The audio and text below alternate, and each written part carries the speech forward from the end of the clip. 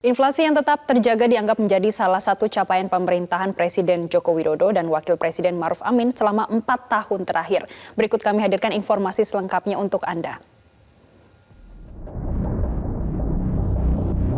Pemerintahan Presiden Joko Widodo dan Wakil Presiden Ma'ruf Amin telah berlangsung 4 tahun setelah dilantik pada 20 Oktober 2019 lalu.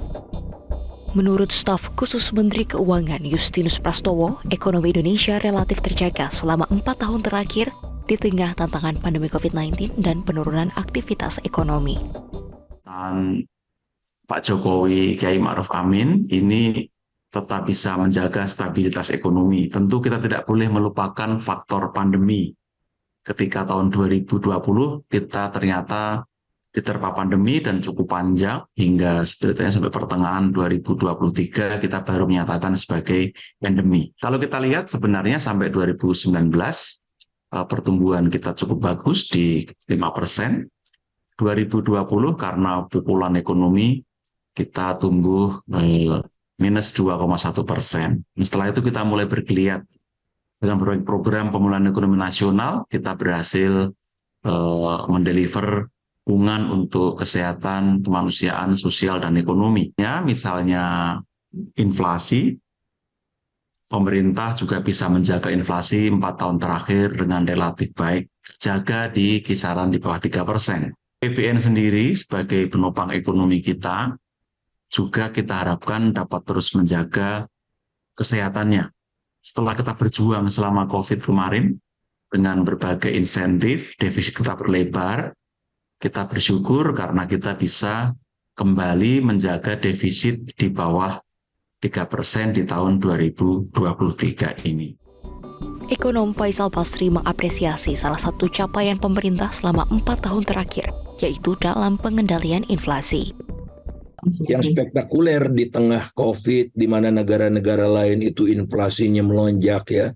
Di Amerika, di Eropa, di Inggris itu inflasinya melonjak sehingga suku bunga dinaikkan ke level yang sangat tinggi. Ya.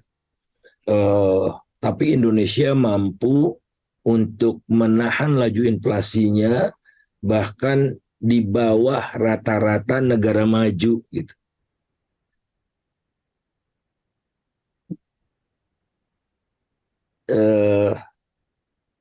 Kenapa sih negara maju inflasinya naik? Karena harga BBM-nya tidak disubsidi kan, BBM-nya naik. Nah kita subsidi BBM-nya tuh habis berapa ratus triliun itu ya, bahkan berpotensi 400 triliun untuk subsidi BBM saja, tapi akhirnya pemerintah kan menaikkan harga BBM sehingga subsidinya tidak terlalu melonjak gitu.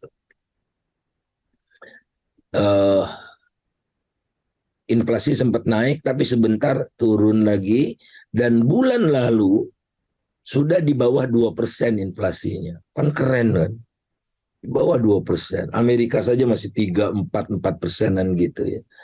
Nah ini yang spektakuler terlepas dari cara mengendalikannya seperti apa ya. Tapi pokoknya hasilnya inflasi sangat rendah dan terendah sepanjang sejarah Republik Indonesia sejak merdeka. Inflasi di berbagai negara meroket karena disrupsi rantai pasok saat pandemi COVID-19. Ditambah perang Rusia-Ukraina sempat membuat harga energi dan komoditas menguat ke level tertingginya di tahun 2022. Pada grafik yang dirilis Bank Dunia bersama dengan BPS, garis putih menggambarkan inflasi Indonesia, sementara garis kuning menggambarkan inflasi negara-negara maju dan berkembang yang mulai naik sejak bulan Mei tahun 2020.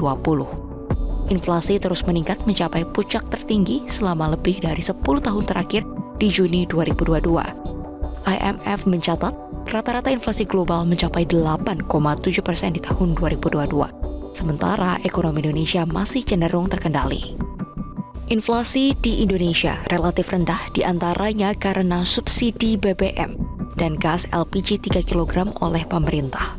Strategi ini membantu pengendalian inflasi jangka pendek, namun menimbulkan tantangan untuk kebijakan fiskal dan moneter ke depan. Dari Jakarta, Tim Liputan Metro TV. Jelajahi cara baru mendapatkan informasi. Download Metro TV Extend sekarang.